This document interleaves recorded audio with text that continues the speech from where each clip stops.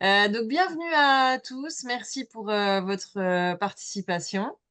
Comme vous pouvez le voir, le webinaire est enregistré afin qu'on puisse proposer un replay. Donc, n'hésitez pas à couper vos caméras si jamais vous êtes gêné par cet enregistrement. Et donc, un tout petit mot pour ceux qui ne connaissent pas. Donc, nous, on est Trajectoire Ressources, le centre de ressources politiques de la ville pour la Bourgogne-Franche-Comté. Et donc, on est une association, une structure labellisée par l'État qui nous donne un ensemble de missions, dont celle de pouvoir permettre la qualification des personnes qui interviennent en quartier prioritaire de la ville. Et donc, un des outils qu'on mobilise, c'est les webinaires. Donc, je vais passer la parole à Dionelvi Makita, qui est donc actuellement en stage à Trajectoire Ressources et qui a monté ce webinaire. Juste peut-être vous dire que je vous propose donc de couper vos micros pendant les temps d'intervention des intervenants, de lever la main après quand vous souhaiterez prendre la parole ou d'inscrire vos questions dans le chat et on essaiera d'y répondre au mieux. Voilà. Dionelvi, je te passe la main. Alors, bonjour, bonjour à tous. Merci déjà de répondre présent à cette invitation. Au nom de TIR, puis moi-même, déjà, nous sommes ravis de vous accueillir sur ce webinaire que j'organise dans le cadre de mon stage au sein de Trajectoire Ressources. Je suis étudiant à l'IUT de Belfort là, normalement, c'est un webinaire qu'on organise suite à une enquête exploratoire qui a été menée dans le cadre des travaux étudiants, hein. On a des étudiants qui vont intervenir sur, euh, sur la plateforme des étudiants, donc Valentin, qui auront donc la possibilité de se présenter. Alors, l'objectif de ce temps d'échange, enfin, il y a, pardon, donc Valentin, on aura Alix qui interviendra ensuite pour le compte d'SOS Homophobie. Et puis, on aura Sandrine Wattel, qui est chargée d'études chez Trajectoire Ressources. Donc, l'objectif de ce temps d'échange, Alors, justement, je ne suis plus chargée d'études chez Trajectoire Ressources Lyon-Vie. Ah, pardon, Je suis chez Aladu maintenant. c'est ça, c'est à l'ADU, donc l'Agence de développement Voilà. et Tu sais, j'ai d'urbanisme du. changé de maison, mais C'est voilà. ça. Bah, en fait, c'est une ancienne chargée d'études du coup chez On, t- Trajectoire Ressources. on- on t'excuse, Dionelvi, quand même. On sait que c'est ton premier webinaire, donc je pense que t'inquiète, tout le monde t'excuse, il n'y a pas de souci. C'est ça, du coup.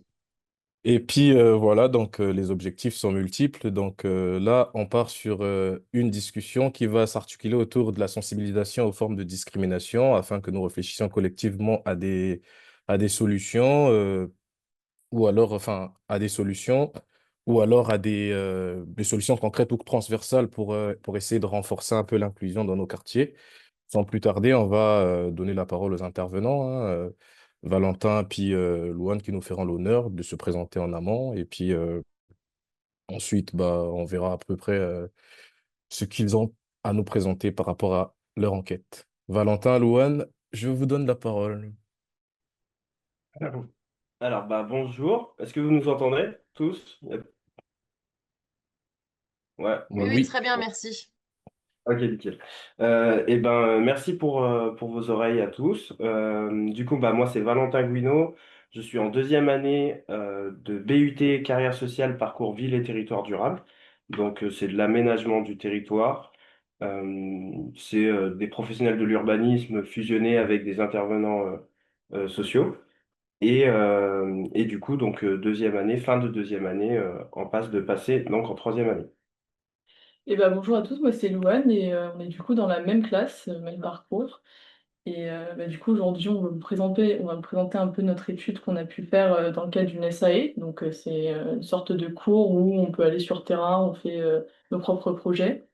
Donc on a travaillé le thème de la SAE c'était sur les discriminations. Nous on a dû former des groupes et choisir des thèmes de discrimination, s'y pencher, et puis trouver une problématique aussi. Je pense on peut commencer par vous faire un petit contexte de pourquoi on est amené, on s'est amené à choisir notre sujet. Et puis après, on déroulera un peu la suite. On va faire une approche globale de nos recherches, de ce qu'on a trouvé. Après, on vous présentera nos hypothèses de travail, notre méthodologie, puis on vous donnera évidemment les résultats. Et puis les propositions qui sont axées un peu sur le territoire, parce que du coup, on a travaillé sur les quartiers prioritaires de Belfort. Du coup, on vous proposera un peu les propositions qu'on a mis en place pour le territoire, mais du coup, qui ne sont valables que pour Belfort. Donc du coup, pour contextualiser un peu tout ça, donc on a un professeur, Monsieur Guillaume Janin, qui nous a demandé à la classe entière de travailler sur la discrimination. Du coup, on a constitué des groupes. Donc nous, on s'est mis avec je me suis mis avec Loane et elle s'est mise avec moi pour travailler sur la discrimination LGBT au sein des quartiers. Alors de base, tout ça c'est parti d'une discussion avec une amie qui est dans un autre parcours CGE3S du département carrière sociale, qui nous a dit qu'en gros elle connaissait des boucles Telegram de personnes de quartier qui se regroupaient pour avoir des relations entre elles. Donc, mais qui se cachaient, qui étaient souvent dans des lieux comme des caves, des choses comme ça. Ça peut vite devenir glauque, mais du coup, on s'est rendu compte que il se passait quelque chose dans les QPV sur des personnes qui ont des orientations de genre et sexuelles un peu qui diffèrent. Mais c'est pas, on n'a pas constaté de la discrimination, on a constaté qu'il y avait des personnes qui se cachaient, peut-être justement par peur de discrimination. Donc nous, ça nous a donné envie de gratter un petit peu et du coup, on a commencé à s'intéresser à ce sujet-là. On a regardé qu'est-ce qui se faisait déjà un petit peu sur le territoire et donc on a fait une approche globale que Louane va vous présenter. Ouais, donc du coup, on a un peu regardé dans les contrats de ville en Bourgogne-Franche-Comté et on voit que sur la discrimination en général, il y a 2 tiers des contrats de ville en Bourgogne-Franche-Comté qui traitent des sujets des discriminations. Il y en a quand même, il y en a 11 d'entre eux qui parlent de ce sujet comme un enjeu transversal avec différentes discriminations entremêlées.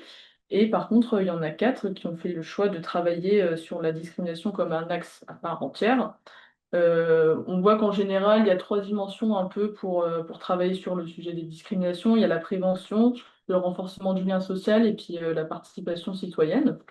Si on regarde un peu les chiffres sur les discriminations en France, par notamment l'Observatoire des inégalités, on voit il y a une baisse il y a une baisse pardon, des discriminations, mais on a quand même une hausse de la sensibilité de la population. Donc tout ça, ça fait que on a du mal parfois un peu à mesurer la réalité des discriminations entre le ressenti des gens et entre, par exemple, ce qui se fait, ce qui est pénalement répréhensible ou non. Euh, et du coup, nous, on s'est amené à du coup, se demander dans quel état était la discrimination dans les quartiers prioritaires à Belfort. Est-ce qu'il y avait plus de discrimination d'ailleurs? Enfin, ça a sous-tendu pas mal de sous-questions. Est-ce qu'il y en avait moins qu'ailleurs? Parce qu'il y a aussi tout un tas de préjugés, de choses qu'on peut entendre vis-à-vis parfois des quartiers. Et du coup, bah, nous, on voulait un peu mettre au clair tout ça, surtout qu'il n'y a rien qui a été fait à ce niveau-là, en tout cas sur Belfort, sur précisément les discriminations. Là, c'est surtout la communauté LGBTQ+. Et donc, on voulait un peu, voilà, un peu faire mettre au clair tout ça. Donc, notre étude, elle est assez générale. C'est une première étude qui nous a donné une première approche. Évidemment, on a fait des hypothèses, on a tiré des choses, mais ça serait à retravailler, ça serait à reconfirmer, aller plus dans le détail. Et pourquoi pas même à dupliquer. Alors, du coup, cette approche globale, elle nous a permis de définir des hypothèses qu'on a été ensuite validées. La première hypothèse, c'est qu'il y a une évolution et une prise de conscience de l'individu, notamment au moment de la jeunesse, où on s'est rendu compte que c'était à ce moment-là où l'individu se questionnait sur son orientation sexuelle et son orientation de genre, et que si ce processus-là n'est pas fait, on va dire, de manière optimale ou dans un environnement sain, ça peut amener plus tard à des souffrances. Donc on verra après que notre étude, elle s'est concentrée sur la jeunesse des quartiers prioritaires. Ensuite, la deuxième hypothèse, c'est qu'il y a 3 lieux de discrimination, la famille, les proches et pour finir le quartier. Où on s'est dit que voilà, ces espaces-là étaient susceptibles d'avoir des discriminations ou des violences. Ensuite, on est parti de l'hypothèse aussi qu'il y a une différence entre les quartiers par rapport à la ville et qu'il y a plus de discrimination au sein des quartiers pour cette communauté. euh, en tout cas pour les gens qui ont un questionnement sur leur orientation de genre et sexuelle. Et la dernière hypothèse, c'est qu'il y a un basculement vers une approche communautaire dans le sens où ces personnes-là qui ne peuvent pas être dans l'espace public de manière libre et avec une crainte aussi de subir justement des discriminations, auront tendance du coup à se regrouper et qu'il y aura du coup qu'il y a un risque, on va dire, de basculement vers une communauté qui du coup un peu ferme. Donc ça, c'est nos hypothèses. Pour aller les valider ou non, ce qu'on a fait, c'est on a décidé de faire une approche qualitative où on a été faire des entretiens avec des personnes qui vivaient dans les quartiers prioritaires de la ville et qui se reconnaissaient en fait dans les profils alors LGBT. Alors la plupart du temps, ils faisaient partie de la communauté LGBT puisqu'on a créé un partenariat avec le collectif Belfort Fierté qui s'est créé assez récemment, il s'est créé l'année dernière, il y a un an, et en fait, il a créé la première Pride à Belfort, la première marche des fiertés. Et on a découvert à ce moment-là il y avait beaucoup de gens concernés. Et du coup, c'est un collectif qui a commencé à prendre un peu de la capacité d'agir et à s'organiser. Et du coup, on est passé par eux pour avoir un accès au public. Et du coup, donc on a fait plusieurs entretiens. En tout, on en a fait quatre, qui ont été des entretiens sous forme de récit de vie, où l'idée c'était de voir comment ces personnes-là ont évolué pendant leur jeunesse et même encore maintenant, puisqu'ils restaient pour la plupart très jeunes, comment ils ont évolué dans ce quartier. Euh, pour la méthodologie, c'est tout bon. Là, on va vous faire du coup, après cette étude, après ces entretiens qu'on a synthétisés et qu'on a partagés en plusieurs thèmes, en thèmes qui étaient en accord du coup avec ces hypothèses, et une grille d'entretien aussi qui a été construite aussi en accord avec ces hypothèses, on a pu dégager des éléments de réponse sur les quatre hypothèses que je vous ai formulées tout à l'heure. Pour revenir juste sur les hypothèses que Valentin il a énoncées, on voit bien que dans la formulation, on penche d'un côté ou de l'autre, c'est justement le principe d'une hypothèse, mais que effectivement le but c'était de réfuter ou de valider. Et si vous posez la question de comment elles étaient construites, pourquoi on penche d'un côté ou de l'autre, par exemple, il y a une différence entre les quartiers et la ville sur la discrimination, parce qu'on est parti du coup de cette approche globale qu'on a fait avant, de dire des préjugés qu'on pouvait entendre, de la potentielle insécurité qu'on pouvait entendre et qu'on pouvait voir un peu partout dans les médias ou dans ce qu'on trouvait. Mais du coup, notre étude, nous, voilà, le but, c'était les valider ou les démentir de manière assez neutre. Et puis, sur l'approche communautaire, attention, on ne parle pas forcément de communautarisme, on parle vraiment de faire communauté, se regrouper, parce que ce mot, il peut avoir beaucoup enfin, il peut être très péjoratif ou mal vu, mais là, on est vraiment dans le sens de faire communauté. Du coup, nous, on a trié nos entretiens et on les a analysés en quatre thèmes, donc chaque thème par hypothèse, parce qu'on avait des questions qui étaient associées à chaque hypothèse. Et donc, pour la première hypothèse, qui était, il y a une prise de conscience de l'individu. Nos entretiens, ils nous montrent que la jeunesse, bah, c'est quand même un moment qui est assez charnière, je sais pas comment on dit, la charnière, et qu'il y a quand même un questionnement sur l'identité de genre et l'orientation qui se fait à ce moment-là par la plupart de nos entretenus. Et puis souvent que ce questionnement, il n'est pas forcément permis par plusieurs raisons, qui peuvent être familiales, ou enfin en tout cas des raisons d'environnement, et ce qui peut parfois créer un mal-être, hein. On avait quand même pas mal d'entretenus enfin quasiment la plupart, 3 sur 4, qui ont rencontré quand même des difficultés à se construire, qui étaient un peu perdus, qui ne savaient pas, qui pensaient à un moment donné, par exemple, se mettre dans une certaine case, et puis au final, non. Et donc, on voit que ces personnes qui ont un questionnement, ils sont assez empêchés par la sphère de la famille notamment, et que du coup, l'émancipation de l'individu, elle est un peu bloquée, en tout cas en partie, par peut-être un manque d'espace sécurisant pour se questionner. En tout cas, on voyait que nos individus n'avaient pas forcément l'espace dans leur jeunesse euh, qu'ils auraient voulu avoir. Pour le deuxième thème, sur les lieux de discrimination, il y avait donc la famille, les proches et le quartier. Nos entretiens, ils nous montrent que le questionnement du coup sur l'orientation de genre est plus compliqué que sur l'orientation sexuelle. Par exemple, on avait une entretenue qui nous disait qu'avec sa famille, ça se passait très bien sur le fait qu'elle soit lesbienne, Par contre, elle a affirmé que si elle aurait été, par exemple, transgenre, ce qui n'est pas exactement la même chose, c'est plus l'identité de genre, là, ça aurait été plus compliqué, ça aurait été plus mal compris, elle aurait pu potentiellement être, ça aurait pu être bien moins reçu, bien moins ouais, reçu. On voit que la sphère familiale, elle permet pas, du coup, un espace pour ce questionnement. Il y a quand même pas mal de entretenus qui ont quand même subi des violences, que ce soit, enfin, surtout psychologiques, la plupart de nos entretenus ne voulaient par exemple pas dire à leurs parents leur orientation sexuelle, ils n'envisageaient même pas de leur en parler un jour, parce qu'ils savaient que bah, ils allaient potentiellement être soit virés de chez eux, ou enfin, que ça allait faire une tollée et que ça allait être très compliqué à gérer. Donc dans la famille, c'est assez compliqué. Sur l'hypothèse de la famille, on valide qu'il y a quand même pas mal de discrimination. Parmi les proches, les amis, ils ont aussi des comportements qui sont stigmatisants. Après, on n'arrive pas non plus à prouver si c'est pas le fait que ce soit aussi le collège et puis l'adolescence en général qui fait que la norme est hyper importante. S'il y a plusieurs discriminations qui s'entremêlent, hein, entre déjà être une femme et un homme, qu'est-ce que c'est être une femme et un homme? C'est déjà des questions qui sont assez présentes au collège sur la norme. Mais alors qu'en plus, si on vient ajouter l'orientation sexuelle dedans, on n'arrive pas toujours à démêler, mais on voit qu'il y a quand même des stigmatisations. Par contre, pour le quartier, il n'y a rien qui nous a permis d'affirmer que le quartier en lui-même était un espace où il y avait des discriminations spécifiques en termes d'aménagement d'espace dans les rues du quartier. On n'a eu aucun témoignage particulier sur le fait que oui, dans le quartier, il y avait plus de violence, plus d'insécurité.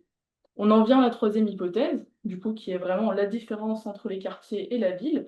Donc, c'est exactement la même chose qui ressortait, donc il n'y a pas de différence. Par contre, on voit qu'il y a quand même un sentiment d'insécurité générale dans la rue, que ce soit en centre-ville, mais partout, où ces personnes disaient que parfois elles ne se sentaient pas forcément légitimes. Et par exemple, le fait de tenir la main à son compagnon ou sa compagne, c'était compliqué et que ça, c'était partout. C'était pas particulièrement dans un quartier, où c'était partout donc sur Belfort en tout cas. Donc là, on ne peut pas prouver. Puis ce sentiment d'insécurité, donc voilà, il est général. Puis voilà, donc on ne peut pas valider l'hypothèse de différence. Et pour la dernière hypothèse sur la communauté, le fait de faire communauté, on voit que bah, il y a un basculement communautaire, entre guillemets, parce que ces personnages s'organisent ensemble pour créer un espace sécurisant pour échanger. Il y a du coup le collectif Fierté a mis en place ce qu'on appelle le café queer à Belfort, qui se fait dans la Voile Sucrée, qui est un bar, il me semble, bar-café. Et donc ces personnes se réunissent dans un endroit qu'ils jugent safe pour, voilà, pour échanger, pour se sentir libre. Et donc il y a quand même un besoin de ces individus de se retrouver et puis de faire communauté. Après, par contre, il y a quand même une approche qui est assez critique de ces personnes-là.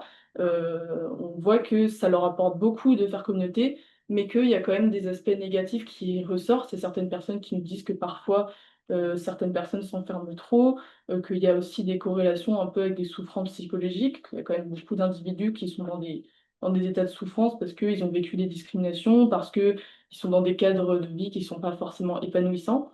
Et donc, ils ont quand même un regard assez critique sur cette communauté, mais ils affirment qu'ils en ont quand même besoin pour s'émanciper et pour se sentir bien. Alors, du coup, on va passer sur les propositions.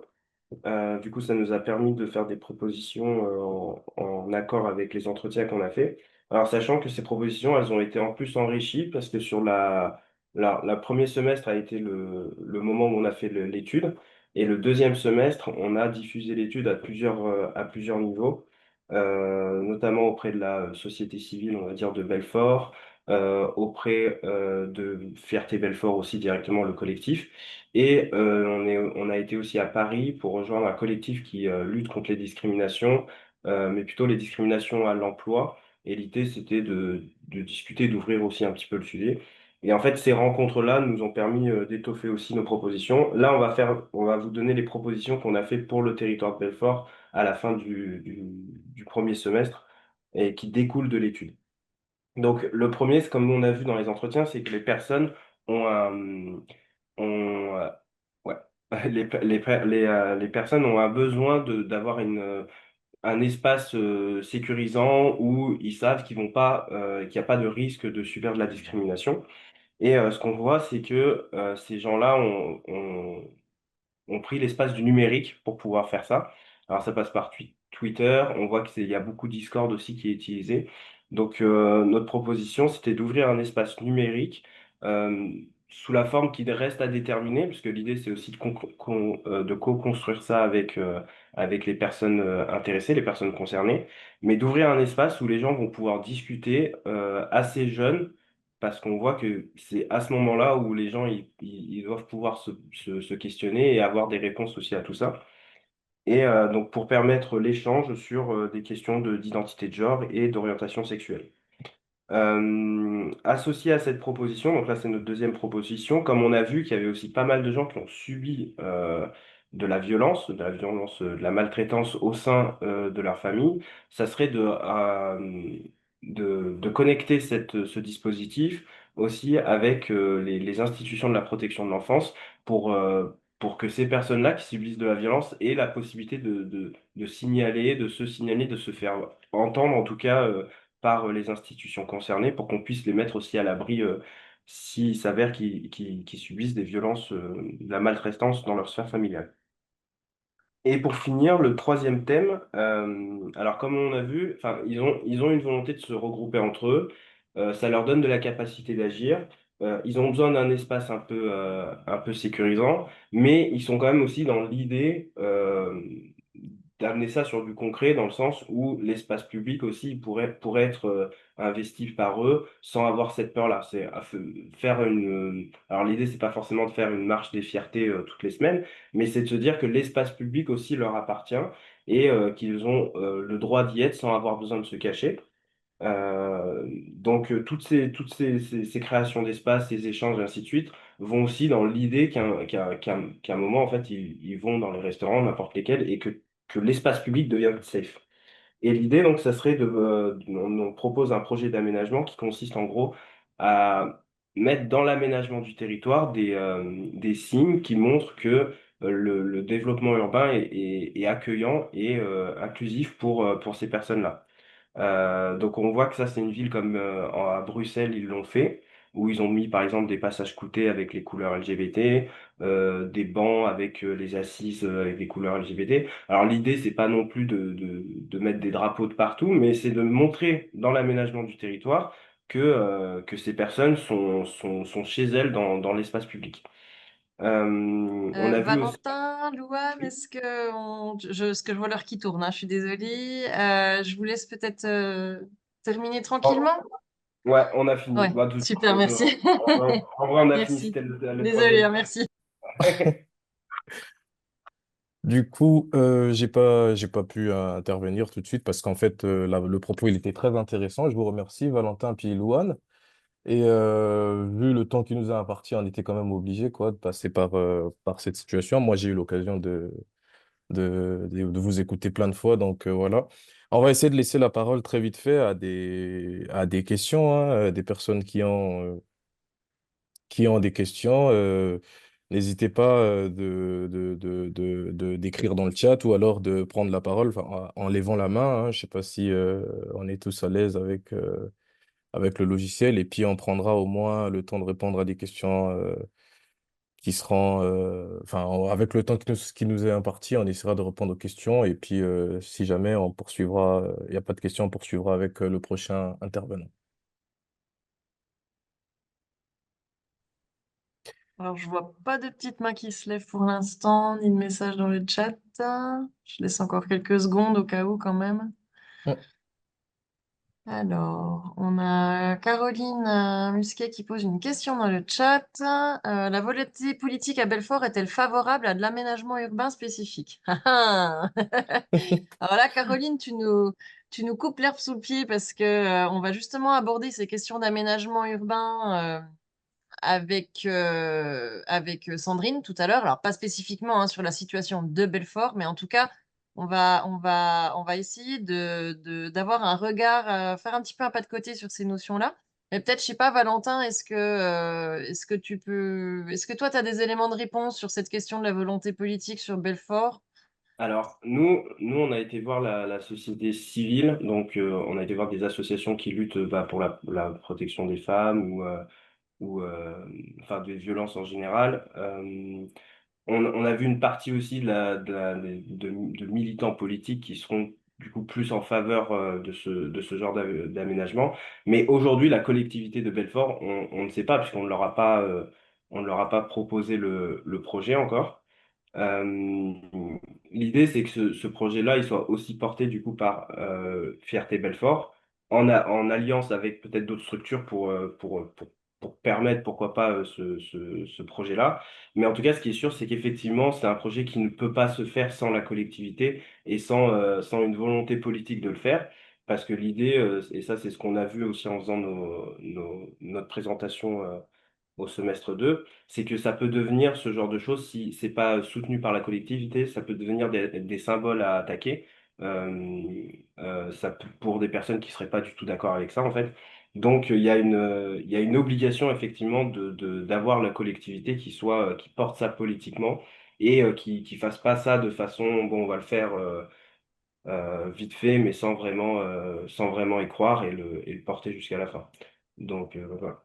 Je sais pas si- Bah, et c'est pour ça qu'aussi, brièvement, mais sur notre deuxième semestre, nous, on avait, donc on a continué ce projet, on avait quand même tout un axe, un objectif de travail avec le collectif Fierté qui visait à essayer de leur donner du pouvoir d'agir, essayer de les structurer, parce que bah, déjà, ils sont encore au stade de collectif, et ils ont beaucoup de mal, par exemple, à se monter en association, parce qu'il y a des problèmes, par exemple, avec le fait de mettre des noms. C'est des personnes qui peuvent être fragiles et de mettre leur nom, des fois ça peut les mettre en danger parce que bah, parfois ils sont pas, voilà, leur famille ne savent pas, leur entourage ne sait pas. Et donc nous on a essayé en partie, bon on n'a pas réussi à finir ce travail, mais le but c'était un peu de les inviter à se rapprocher de syndicats, de politiques, et parce que c'est quand même un collectif qui est assez isolé.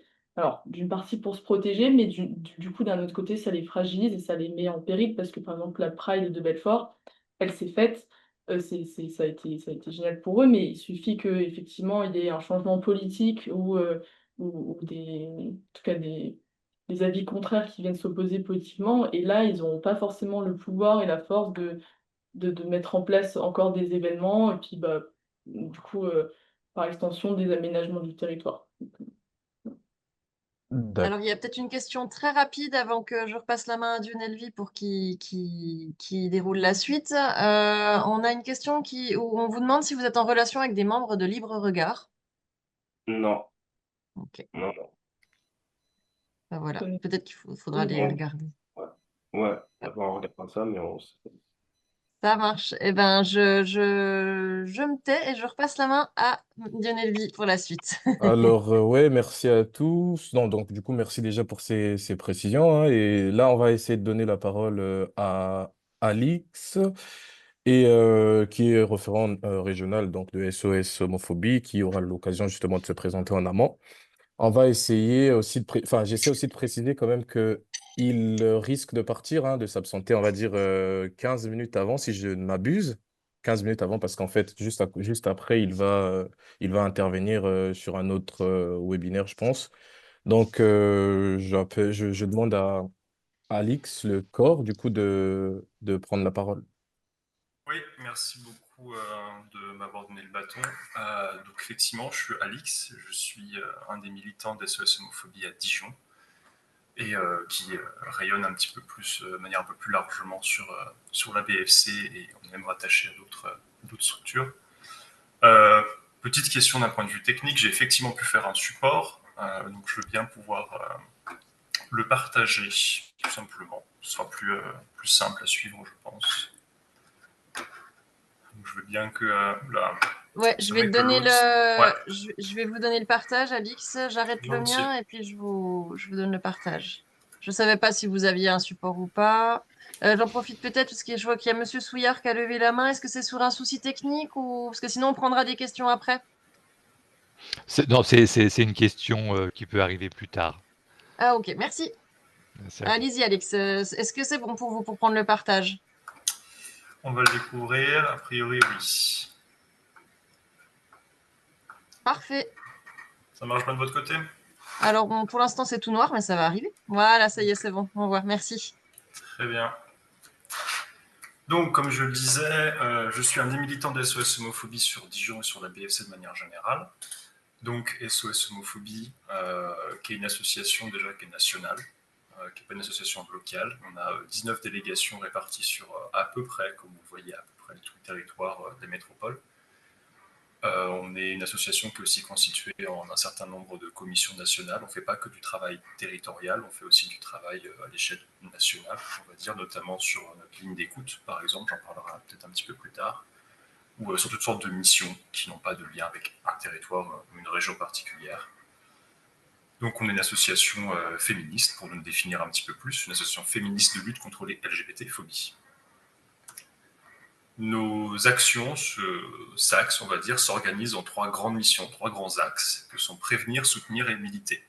Donc on fait de la prévention avant même qu'il y ait des LGBT-phobies, des violences LGBT-phobes, principalement en milieu scolaire, mais pas exclusivement. On fait du soutien aux victimes de LGBT-phobie, donc ça peut vouloir dire du soutien juridique et dans une certaine mesure du soutien psychologique. Et évidemment du militantisme, ça peut passer par plusieurs choses, notamment participer et co-organiser des marches des fiertés ou d'autres événements de ce type-là, faire du plaidoyer auprès des pouvoirs publics et tous les ans aussi, c'est un peu la pierre angulaire, on va dire, de notre association, on fait notre rapport annuel sur l'LGBT-phobie que vous avez dû voir en source des travaux des étudiants un petit peu plus tôt dans leur intervention, qui recense tous les cas de LGBT-phobie dont on a entendu parler, ou plutôt tous les cas d'LGBT-phobie qu'on a reçus en tant que témoignage. Comme je le dis, on a une ligne d'écoute, on utilise ces données qu'on récolte sur la ligne d'écoute pour en faire un rapport tous les ans.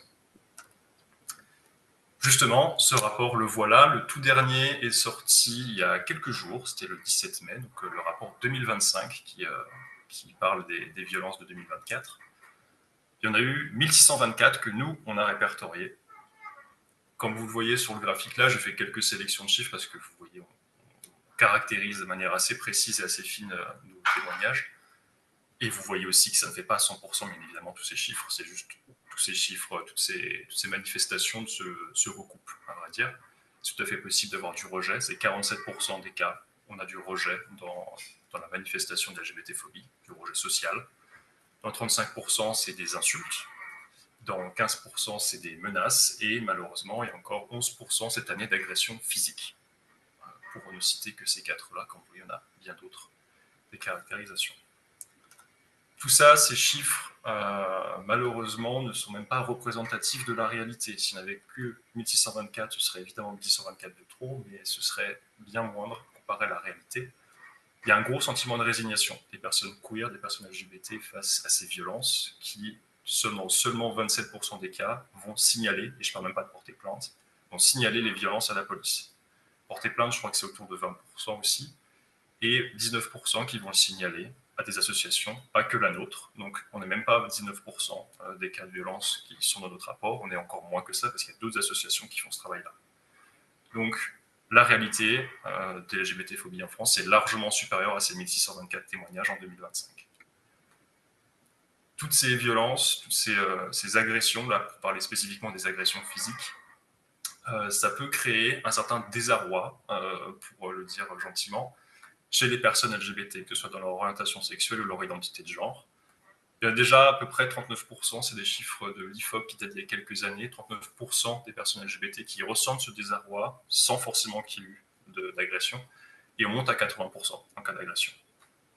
L'objectif, moi, de mon intervention, ça va être de vous montrer au mieux le lien entre ces violences LGBT-phobes et un sentiment de solitude et un besoin de socialisation et de santé mentale, en termes de santé mentale, on voit très clairement qu'on a un lien assez fort là-dessus, on a un doublement tout simplement d'un chiffre qui est déjà assez énorme dans la communauté LGBT. Donc comme je le disais, je vais beaucoup parler de solitude, de sentiment de solitude. On est à 33% dans la communauté LGBT contre 16% dans la population générale, donc 2 fois plus tout simplement, de sentiment de solitude. Pour revenir un petit peu sur les résultats des étudiants, un petit peu plus tôt, parce qu'on a quand même préparé un petit peu tout ça, dans notre rapport et dans nos témoignages qu'on a reçus, on est autour de 12% des actes LGBT-phobes qui viennent de la famille. Et 8% pour le voisinage, pour être un petit peu plus large. Quand je dis famille, d'ailleurs, c'est pas que la famille nucléaire et biologique, c'est les proches de manière générale. Ça peut aussi être les amis. Donc on est quand même sur 12% de ce point de vue-là, ce qui peut avoir un sacré impact sur le sentiment de solitude et d'exclusion.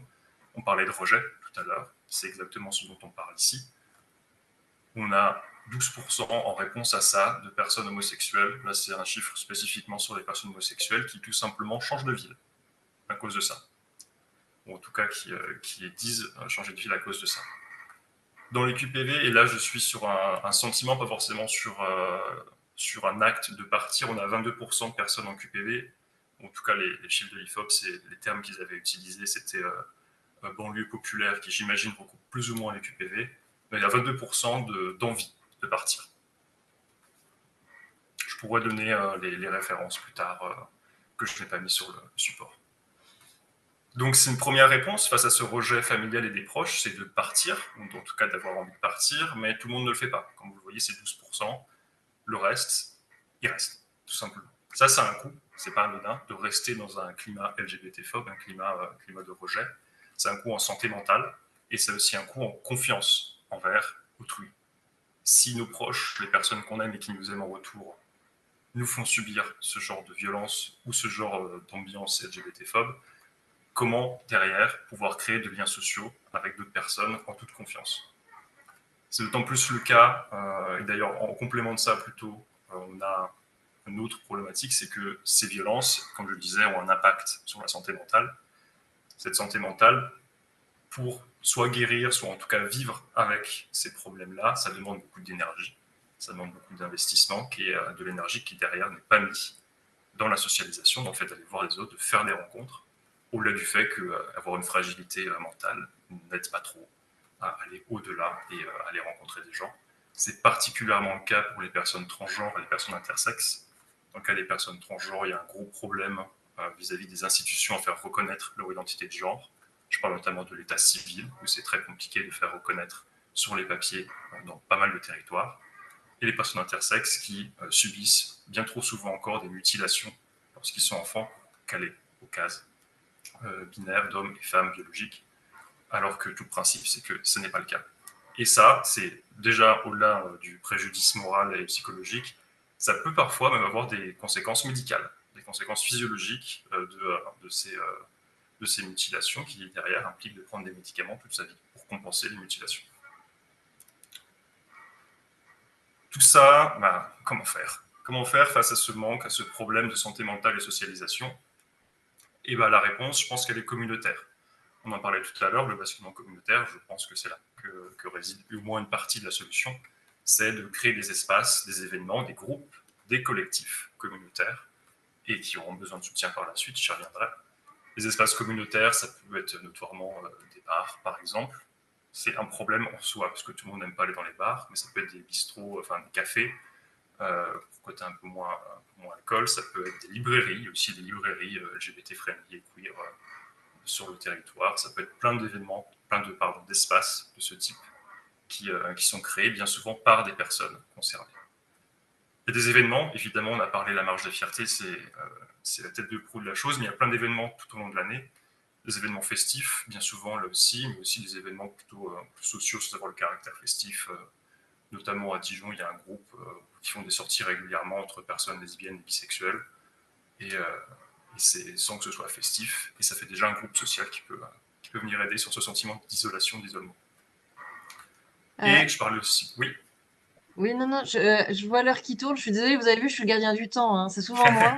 Pas de problème. C'est mon avant-dernière slide. On est tout Ok, bon. voilà. Comme j'ai pas eu accès à votre diapo, je savais pas combien il en restait. C'est super. Oui, je suis désolé, Très bien. je l'ai Non, finalisé c'est pas grave. aujourd'hui, tout simplement. C'est parfait, je vous laisse terminer. Merci. Donc, et voilà, et ces événements, ces groupes de soutien, il n'y a pas que le côté festif, social, et tout va bien. Il y a aussi des groupes de soutien. Je pense notamment, je donne des exemples aussi dans les 30 secondes. À Dijon, il y a l'université qui a un groupe de soutien en direction des personnes trans, des étudiants et étudiantes trans, par exemple. Donc, ces groupes de soutien qui peuvent aussi être un soutien, tout simplement, qui peuvent être une ressource pour les personnes queer. Quelques exemples très spécifiques en 30 secondes en Bourgogne-Franche-Comté et ou portés par SOS Homophobie. Donc les premiers exemples ne sont pas portés par SOS, mais sont bien bourguignons et ou franc-comtois. On a le coin d'LGBT sur Dijon, qui est une page Instagram qui référence tous les événements, ou presque, en tout cas ils essayent, de la région, des événements queer. qui peut être un tremplin pour les personnes queer qui chercheraient à socialiser, à rencontrer du monde. On a Love for All qui est à Besançon, qui est un festival queer où il y a plein d'événements artistiques, culturels proposés par et pour les personnes queer, mais pas que. Et on a aussi des clubs, des événements sportifs. Il y a un club qui s'appelle Olédisque à Dijon. Je sais qu'il y a une association qui s'appelle Identité sportive à Besançon. Plein de choses comme ça qui peuvent apporter de la socialisation queer. Et SOS Homophobie, là aussi, en une petite seconde. On n'est pas tellement une association de socialisation, on est plutôt une association de lutte ou de soutien vis-à-vis des LGBT-phobies. Mais on a quand même un premier élément qui sont les interventions en milieu scolaire, qui peut être une première porte d'entrée pour des très jeunes queers au collège, pour commencer à se dire que c'est OK, en fait, ce qu'ils sont. On a un site de ressources pour ces mêmes collégiens et lycéens qui peuvent se questionner. Et on organise aussi des événements un petit peu partout à travers la France. Voilà. Et si j'ai un message à vous faire passer, c'est soutenons ces collectifs, soutenons ces associations, sans qui tous ces événements n'ont juste pas lieu. Voilà, merci beaucoup. Merci Alix pour cette intervention hein, qui m'a l'air très étayée et même franchement ça confirme à peu près on va dire les préconisations que Valentin puis Louane ça confirme en tout cas les préconisations qu'ils ont tout à l'heure proposées quoi du coup. Et là il nous reste à peu près 3 minutes pour prendre quelques questions et avant de poursuivre on va dire à la prochaine intervenante. Donc s'il y a des questions dans le chat dites sinon bah en fait Alors, il y a actuellement pas de questions dans le chat. Moi, je vais peut-être juste en poser une pour les personnes qui sont concernées par les quartiers politiques de la ville. Alix, si toutefois, enfin, est-ce que vous avez comment dire, des possibilités de travail un peu en collaboration ou en partenariat, que ce soit, enfin, en lien avec les différentes interventions que vous avez proposées qui vous sont possibles? Sur, par exemple, l'intervention en milieu scolaire ou l'écoute, le soutien juridique que vous proposez. Comment on fait, en fait, voilà, c'est plutôt ça ma question, c'est comment on fait pour vous contacter si là, dans l'Assemblée, il y a des personnes qui se disent, bah tiens, moi, si un jour je souhaite m'empoigner cette question-là sur le territoire sur lequel je travaille, comment est-ce qu'on fait pour vous joindre? Puis après, je passerai la parole à Monsieur Souillard. Ouais, mais on a un site et on a une adresse mail de manière générale nationale. On a une association nationale, donc une adresse mail unique qui permet ensuite, avec un petit délai de traitement tout de même, de redescendre sur les territoires ou sinon plus directement alix.lecor, L-E-C-O-2-R-E, @sos-homophobie.org. Ok, Tout merci. simplement. Très merci. bien, bah, je vous remercie. Et Monsieur Souillard, vous souhaitiez poser une question, c'est ça, avant qu'on passe à l'intervention suivante? Oui, bonjour, merci pour aborder ce sujet. Bonjour à l'équipe du centre de ressources, Benjamin. Euh, alors, j'ai eu quelques minutes de retard sur des problèmes de connexion, mais c'est un sujet que j'ai travaillé dans une autre vie professionnelle et on voyait assez régulièrement les acteurs de la santé sexuelle, vie affective, planning familial, et acteurs aussi, bien connus de la scène nationale, qui, sont sur la prévention, VIH, IST, sans les nommer, Aide, ACT UP, ils avaient aussi un gros volet prévention sur, ce genre de discrimination parce que, de fait, la communauté, à l'époque, gay, aujourd'hui LGBT et cetera, était particulièrement, visée. Et aujourd'hui, j'ai peut-être moins de visibilité là-dessus, peut-être des acteurs un peu moins présents. Est-ce que vous avez, vous, des retours? Est-ce que ce sont des acteurs, bon, on peut c'est ces acteurs nationaux, mais aussi, tout ce qui peut relever d'associations de prévention, sur les enjeux de santé sexuelle et vie affective? Est-ce qu'ils interviennent sur ces questions de discrimination? Et puisque l'on parle de politique de la ville, donc de politique plutôt territorialisée avec des acteurs et des dispositifs spécifiques, et que les questions de santé mentale aussi aient été abordées, j'aimerais bien savoir si la question des contrats locaux de santé, sur le volet santé sexuelle, vie affective aborde ces sujets-là. Et sinon, puisque santé mentale a été abordée, il y a des contrats locaux de santé mentale.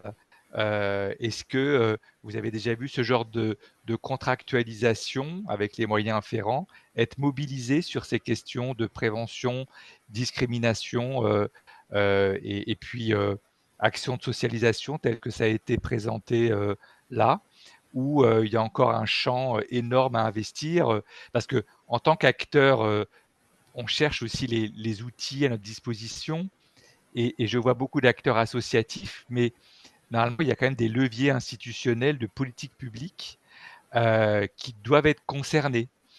Et je finirai mon propos juste là-dessus pour ne pas être trop long. Fut une époque où la question de la lutte contre les discriminations était extrêmement portée, avec de l'argent, par l'accès notamment, par le CNFPT sur des actions et autres. Aujourd'hui, beaucoup moins, je trouve en tout cas. Et il existe notamment porté par les directions jeunesse en secrétariat, mais également porté par les préfectures, ce qu'on appelait avant les COPEC, les commissions pour la promotion égalité citoyenneté, qui ont évolué vers un acronyme que je n'ai plus en tête, mais qui relève en fait d'une commission régionale de lutte contre les discriminations, l'antisémitisme, le racisme, l'homophobie, etc., etc. C'est les Et CORAD, ça, je pense. c'est exactement, merci, voilà. C'est départemental. Voilà.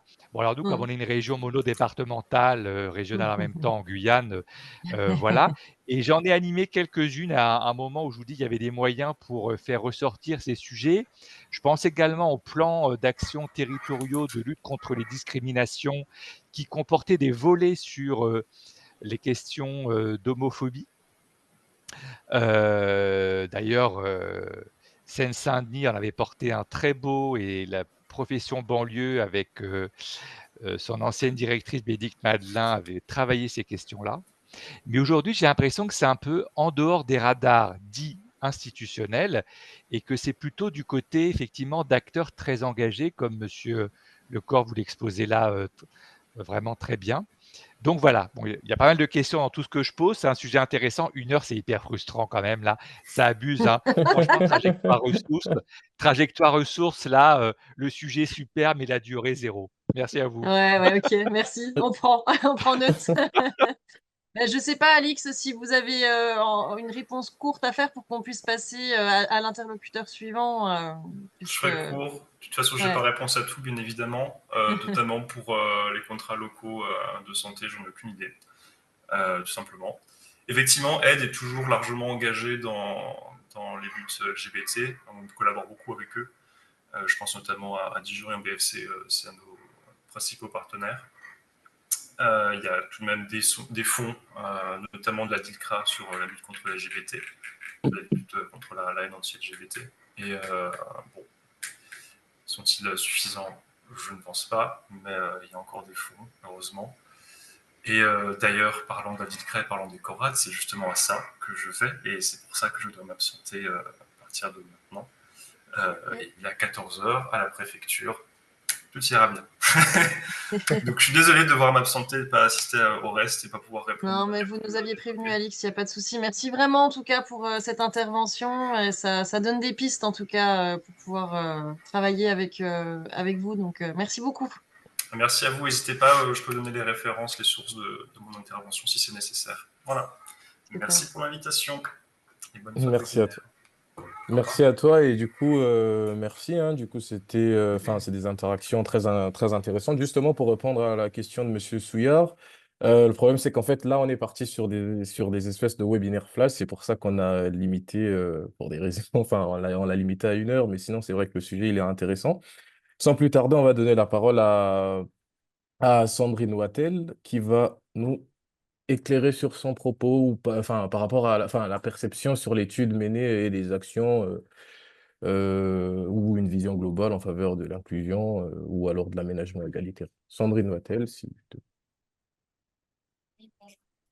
Je travaille à l'agence d'urbanisme du Pays de Montbéliard, je suis chargée d'études. Je m'excuse un peu parce que je suis un peu malade aujourd'hui, donc je parle un peu du nez. Alors, pour ceux qui connaissent pas l'agence d'urbanisme, je présentais très brièvement avant de rentrer dans le vif du sujet. Donc, nous, on accompagne les collectivités territoriales dans leurs documents de planification urbaine et dans les projets d'aménagement urbain qu'ils peuvent mettre en place. Donc, on a un rôle de conseil, d'accompagnement et d'éclairage un peu technique. Pour ça, du coup, on les outille à travers des études thématiques ou de l'observatoire de territoire et de l'évaluation des politiques publiques ou des projets qu'ils peuvent mettre en place. Donc, tout ça pour vous dire que nous, quand Trajectoire Ressources nous a sollicité, on était un peu surpris parce qu'on n'est pas spécialiste des questions LGBTQIA+, mais on a plutôt un propos ou un regard un peu généraliste sur le côté inclusif, en fait, sur l'inclusion des projets d'aménagement urbain au sens large. Donc, du coup, je vais pas avoir un propos spécifiquement sur les LGBTQIA+, mais plutôt sur l'inclusion au sens large. Qui c'est qui passe les diapos? C'est... Ok, super. Merci. Merci Marion. Donc, on est tous d'accord avec le fait que, en théorie, l'espace public, il est à tout le monde. Voilà, c'est un bien commun qui est ouvert à tous et à toutes. Mais dans les faits, on l'a dit, enfin, ça a été dit précédemment, il y a certains publics qui se sentent moins légitimes, moins en sécurité ou moins visibles dans l'espace public et notamment donc, les personnes LGBTQIA+, qui, en plus de ça, peuvent subir parfois une double peine dans les quartiers prioritaires, puisqu'on cumule déjà des fragilités sociales, économiques, et donc, de fait, ils vont subir, on l'a dit, des phénomènes de peur, peur de l'agression, d'absence de représentation, d'invisibilité ou autre. Donc, est-ce que tout le monde se sent réellement à sa place dans cet espace public qui est ouvert à tous? Je ne suis pas complètement sûre. Donc la question, c'est est-ce qu'on peut véritablement penser des aménagements urbains inclusifs de manière inclusive? Est-ce qu'on peut intégrer sans stigmatiser? Et quel est le rôle en fait que peut jouer l'aménagement urbain dans tout ça? Alors je vais commencer par un exemple qui a été donné. C'est l'exemple de mobilier estampillé LGBTQIA+, comme par exemple les bancs ou effectivement les passages piétons aux couleurs arc-en-ciel.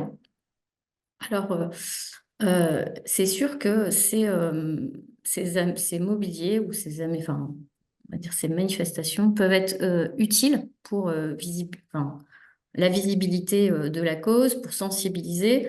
Par contre, ils peuvent aussi poser question. Moi, si je prends l'exemple du banc, j'ai envie de vous poser la question, puisque vous avez parlé de communauté. Est-ce que du coup, son objectif, c'est de favoriser l'intégration des LGBTQIA+, ou au contraire, de les séparer du reste de la communauté? En fait, la question que je me pose, c'est quand on installe un banc comme ça, comment est-ce qu'il est perçu par le grand public? On va dire, au mieux, les gens connaissent, en fait, savent à quoi ça fait référence, donc sont sensibles à la cause. On va dire, sur un aspect un peu moyen, enfin, on va dire entre deux, ils savent pas trop pourquoi c'est été peint. Hein, voilà, ils disent, oh, c'est joli, c'est coloré. Et au pire, du coup, ça stigmatise et il peut même y avoir des représailles. D'ailleurs, la photo du banc là, que je vous ai mis en photo, c'est un banc qui a été mis à Dieppe et en fait, il a été repeint en noir. Donc en fait, ça peut être aussi le support de menaces, de représailles. Et donc en fait, est-ce que ce banc, il dit, c'est un moyen de sensibiliser à la cause ou de faire parler la cause, ou alors est-ce que c'est carrément un élément discriminant presque? C'est-à-dire, est-ce que dans ce cas-là, il faut prévoir aussi un banc pour chaque catégorie de personnes ou chaque critère de discrimination? Vous voyez que je pose des questions qui sont volontairement provocatrices dès le début de la présentation, mais en fait, c'est pour aussi montrer toutes les représentations, toutes les interprétations auxquelles on peut faire face et tout ce que ça peut générer à travers ce type de mobilier. Et pour moi, l'inclusion, c'est tout le contraire d'une différenciation excessive. Et surtout, l'aménagement urbain ne se résume pas au mobilier urbain seul. Marion, si tu peux juste cliquer. J'arrive, ça bug, j'arrive. Vas-y, continue, j'arrête mon partage et je recommence, ça va marcher. Ça marche. Du coup, donc, pour moi, l'aménagement urbain, ça ne se résume pas à simplement du mobilier urbain et claquer un banc ou comme ça, ou peindre des plombs en couleur. c'est une réflexion globale autour d'un projet qui va traiter des questions larges, des questions d'accessibilité, des questions de mixité, des questions de mobilité, de cadre de vie, d'inclusion. Et donc, il faut absolument penser cet aménagement urbain à la fois dans une démarche intégratrice, mais aussi participative, en favorisant à la fois évidemment des espaces publics qui sont accessibles et sûrs à tous, mais également qui vont encourager cette mixité sociale et les interactions entre les différents groupes et les différentes communautés, sans aspect exclusif de l'une par rapport à l'autre, même si j'ai bien entendu qu'il y a besoin aussi de se retrouver parfois pour des raisons tout simplement de libération de la parole ou de sécurité. Tu peux passer à la diapo suivante. Alors nous, à l'ADU, en fait, on centre notre action autour des usages. Je l'ai dit, on n'est pas spécialiste des questions LGBT, mais par contre, on est convaincu d'une chose, c'est que la réflexion sur les usages, en fait, elle va permettre une inclusion plus juste et plus durable des projets urbains. Et ce, à toutes les étapes du projet. L'idée, c'est de promouvoir une approche égalitaire plutôt de l'urbanisme. Alors, quand je dis approche égalitaire, il ne s'agit pas non plus de produire un espace public complètement neutre et aseptisé qui nierait les réalités et les diversités sociales, mais au contraire, c'est bien d'essayer de prendre en compte la variété des usages urbains et surtout la diversité en fait des usagers, et ce donc à toutes les étapes du projet, que ce soit en amont du projet, donc en allant interroger et en étudiant les spécificités des usages, dans la conception du projet, du coup en les traduisant de manière concrète dans la programmation et la conception des opérations, et puis même ensuite, au-delà du projet, d'évaluer effectivement les conditions telles qu'elles ont été mises en place pour vérifier si ça correspond bien à ce qu'on avait imaginé au départ. Donc, après, ce qu'il faut aussi se dire, c'est que on ne peut pas non plus répondre, vous vous en doutez, quand on fait un projet urbain, à chaque besoin individuel. On est obligé de trouver un consensus parce que on est une société plurielle et c'est tant mieux. Mais c'est sûr que si, chaque personne peut avoir des besoins spécifiques. Et donc, l'idée, c'est quand même, à un moment donné, d'arriver à un consensus, puisqu'on l'a dit, l'espace public, il s'adresse à tout le monde. En tout cas, c'est déjà à minima de sortir d'une approche un peu monolithique dans la conception des villes et des quartiers, que ce soit sur les espaces urbains, les espaces résidentiels, les espaces de logement, en visant effectivement le confort de tous. Donc, la réponse, elle est d'abord et avant tout, vous l'avez compris, par le fait d'intégrer des dispositifs de concertation pour aller recueillir en fait ces besoins spécifiques en misant sur les besoins réels. Alors, il peut y avoir plusieurs types d'approches, hein. Il y a des approches d'observation, enfin que nous on teste aussi à la dure, hein, quand on veut soit on va dire créer des projets ou au contraire les évaluer. On va d'abord observer ce qui se passe sur le terrain, donc on y va à plusieurs étapes en fait, et à chaque fois on se note, on a des grilles d'observation qui sont très précises. On peut organiser des marches exploratoires avec les catégories de publics qui seront concernées par le projet qu'on envisage, des ateliers participatifs évidemment, et puis des entretiens comme vous l'avez fait à l'université, parce que c'est vrai que la technique de l'entretien, elle permet aussi de recueillir des enseignements très riches sur le vécu en fait des personnes. Et puis, l'idée, c'est aussi de rester aussi dans une logique universelle, en fait, comme j'ai dit, donc sans nier, en fait, les spécificités ou les besoins de telle catégorie de public. Ce qui est surtout important, c'est d'avoir, en fait, cet aspect un peu large, hein, on va dire un peu généralisant, parce que, en fait, à force de peut-être trop morceler, en fait, tel ou tel aménagement pour tel ou tel type de public ou pour tel ou tel type d'activité, en fait, on risque de produire l'effet inverse. Et donc, on a des usages universels, et vous l'avez dit, qui sont attraits au sentiment de sécurité d'abord. Comment moi, je me sens en sécurité. Alors, ça peut être du coup par de la visibilité, ça peut être par de l'éclairage spécifique, ça peut être aussi par le fait de travailler sur des ambiances urbaines particulières. Ça peut être de créer en fait des espaces de rencontre, d'expression, des espaces de repos. Ça peut être aussi le fait de créer une signalétique inclusive, sans stéréotyper, et on le voit notamment sur les questions de genre. Il y a eu un gros travail de fait, notamment sur le fait de visibiliser, par exemple, un peu plus la femme dans l'espace public à travers des signalétiques plus genrés féminins. Donc ça, c'est des choses qu'on peut retrouver effectivement en termes d'aménagement ou en termes de méthode pour les publics LGBTQIA+. Alors, je vais vous donner un exemple, alors encore une fois, hein, qui n'est pas spécifiquement sur la question des publics LGBT, mais dans le quartier Gravier-Voironne à Sochaux, on a d'abord fait un gros diagnostic des usages lors de la rénovation urbaine du quartier. Donc, on est allé effectivement interroger les différents publics et en fait, ce diagnostic nous a montré un certain nombre de dysfonctionnements, de conflits d'usage à différents endroits du quartier. Donc tout ça a permis de nourrir un plan guide. C'est la diapo suivante, Marion. Donc ça a permis en fait de venir nourrir un plan guide qui est venu dessiner en fait l'aménagement global dans le cadre de la rénovation du quartier et ensuite de passer aux aménagements urbains spécifiques. Et c'est la diapo suivante avec un certain nombre de photos où il y a eu des aménagements qui ont été faits et ça c'est des photos qui datent d'il y a un mois en fait, qui ont permis moi, c'est le premier truc qui m'a surprise, j'ai envie de dire choquée positivement, c'est la mixité sociale qui en est ressortie, que ce soit mixité d'âge, de genre ou de type de public. Voilà, le quartier a été complètement transformé et je trouve en tout cas sur cet exemple-là, on est vraiment sur un pari réussi de comment est-ce on est parti des usages et de l'observation jusqu'au projet urbain et qu'est-ce que ça donne ensuite.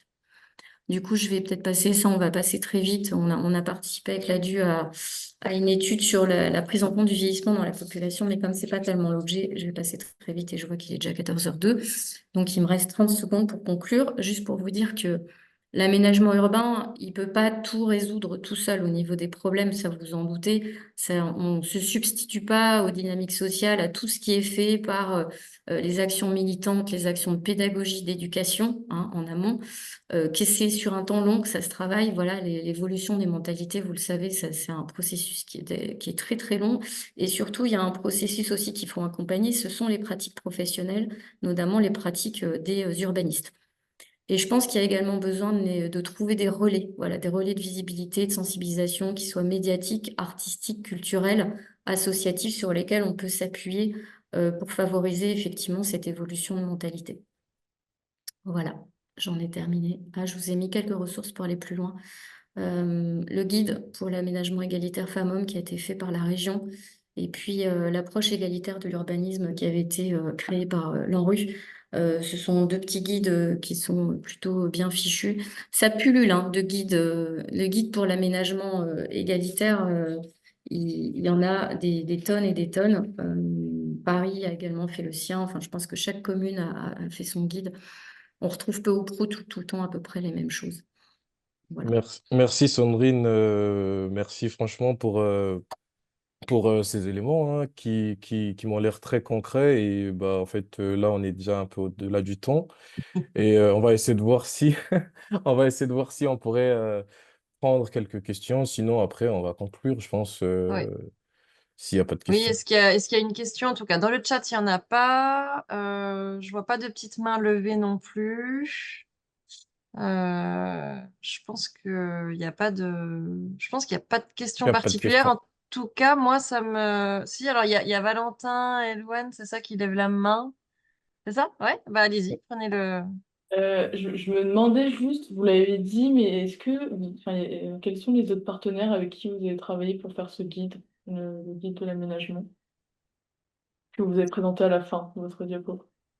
Alors, si on peut revenir, lequel? Celui sur Le guide, la région? ouais, de la région Bourgogne-Franche-Comté. Alors, c'est pas nous qui avons travaillé Ok, dessus. Je vous l'ai mis en référence. C'est des ouais, ressources complémentaires pour aller plus loin. C'est juste parce que il se trouve qu'on travaille souvent avec la région. Et en fait, ils nous en ont parlé, donc je l'avais sous la main. Il est accessible sur Internet. Mais c'est la région elle-même qui s'est saisie de ce sujet-là. Ils sont très volontaires sur la question du genre et de l'égalité femmes-hommes. Donc, voilà, ils ont fait un gros travail là-dessus. Ils ont également rebaptisé des salles en interne. Enfin, ils ont fait tout un travail aussi en interne. ok. Ok, j'irai voir, merci beaucoup. Du coup, s'il n'y a plus de questions, Marion. Oui, bah oui, il me revient le mot de la fin. Et puis je proposerai, si vous avez encore 5 minutes, Sandrine, Valentin, Louane, de rester avec nous une fois que les participants auront quitté le salon de visio. Moi, en tout cas, ça me fait dire, mon oreille, elle a été attirée vraiment, Sandrine, là, par rapport à ton propos sur la question de la mixité sociale, en fait, et comment est-ce on va tendre à chercher ça et en quoi les aménagements spécifiques, exclusifs, en fait, pourraient finalement presque être un frein à cette recherche de mixité sociale. Et donc, je me disais, mais finalement, on tourne en rond, il n'y a pas de solution à cette affaire par rapport à ce qu'ont présenté Valentin et Louane. Quand tu as énoncé les dispositifs de concertation, bah, je me dis là, il y a une piste parce que Valentin, Louane l'ont évoqué par le biais de leur étude. Alix Lecor l'a aussi souligné, c'est la légitimité aussi de la parole des personnes LGBTQIA+.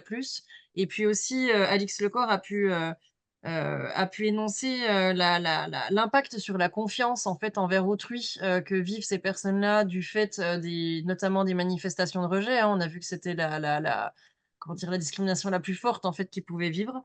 Et donc, moi, la piste là qui me vient, c'est de me dire bah, comment est-ce qu'on pourrait, via les dispositifs de concertation peut-être, être dans une démarche d'aller vers spécifique pour les personnes LGBTQIA+, pour pouvoir quand même entendre leur voix, sans forcément effectivement être dans un aménagement, par exemple, urbain qui serait comme ça un petit peu standardisé, spécifique, quoi. Voilà. C'est voilà, un petit peu les réflexions qui ressortent pour moi à l'issue de ce webinaire. En tout cas, un grand, grand merci à nos intervenants. Moi, je remercie tout particulièrement Valentin et Louane qui se sont prêtés à l'exercice parce que voilà, je pense que c'était pas forcément évident pour vous de venir présenter votre travail et qui est un travail de qualité, je tiens à le souligner. Et puis, je tiens aussi à souligner, enfin vraiment, je vous remercie d'avoir réussi à nous faire aborder une question un petit peu atypique. Voilà, les discriminations, c'est déjà difficile d'en parler de base, et je pense que peut-être les discriminations en direction des personnes LGBTQIA+, peut-être d'autant plus. Donc vraiment, merci à vous d'avoir soulevé ce sujet-là. Voilà, et de nous avoir permis, en tout cas, de contribuer à des réflexions autour de ces sujets-là. Voilà, je vois que Sandrine tient à préciser qu'elle n'est pas une anti-immobilier spécifique. Anti-ban, non, non, mais pas du Ouais, tout. ouais. Bon, on l'a Non, bien non, compris à travers ton propos, je crois. Enfin, voilà. Ouais, non, je voulais ouais. aussi vous remercier effectivement d'avoir mis ce sujet sur la table et de m'avoir sollicité parce que comme je l'ai dit au début, j'étais un peu surprise, je ne voyais pas ce que j'allais pouvoir dire. Et en fait, à travers les différentes recherches que j'ai pu faire, je me suis aperçue que c'est pratiquement pas traité en fait dans l'urbanisme. Et on va dire, on va plutôt sur la question du genre au sens large. Et j'ai même lu d'ailleurs des comptes rendus de réunion où à un moment donné, il y a quelqu'un qui met sur la table en disant, tiens, enfin, il parlait justement de l'égalité dans l'espace public et il disait, ah, ben, on pourrait aussi parler des LGBTQIA+, et la réponse magique a été, ah non, non, c'est déjà compliqué de parler des femmes, alors en plus, si on doit parler des LGBT, voilà, donc il y a encore du travail, quoi. Il y a encore du boulot. Oui, oui, oui, il y a du boulot. Eh bien, il me reste à vous souhaiter à tous une très bonne après-midi. Voilà, puisque l'horaire qu'on avait mis, l'idée, c'était de pouvoir vous permettre d'aller à vos réunions de cet après-midi. Et puis, bah, à bientôt. À bientôt. Au revoir tout le monde.